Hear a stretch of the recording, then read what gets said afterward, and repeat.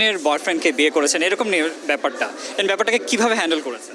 হ্যাঁ, আমিও শুনেছি অনেকেই বলছে আমি নাকি অন্যের বয়ফ্রেন্ডকে বিয়ে করেছি কিংবা ইউরোপে থাকি থেকে বিয়ে করেছি।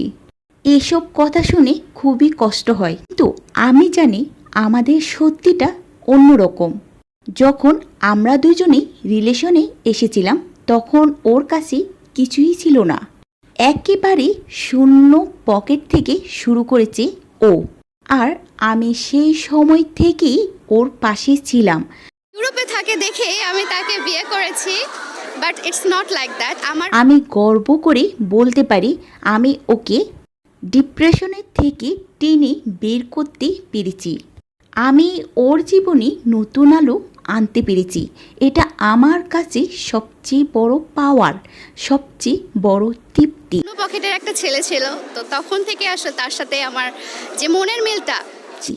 অনেকেই শুধু আজকের অবস্থায় দেখে, কিন্তু আমাদের জার্নিটা কেউ দেখে না।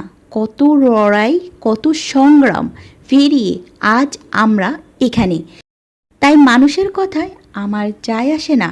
আমার কাছে সবচেয়ে বড় ব্যাপার হলো আমাদের বোঝাপড়া, আমাদের মনের মিল।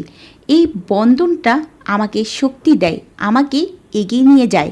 তাই আমি বলবো সোশ্যাল মিডিয়া, নাম, ফলোয়ার্স, টাকা এই সবই সাময়িক। আসল সম্পদ হলো পরিবার আর সাপোর্ট সিস্টেম। আর সেই জায়গা থেকে আমি সত্যি সত্যি সবচেয়ে বড় বিজয়ী।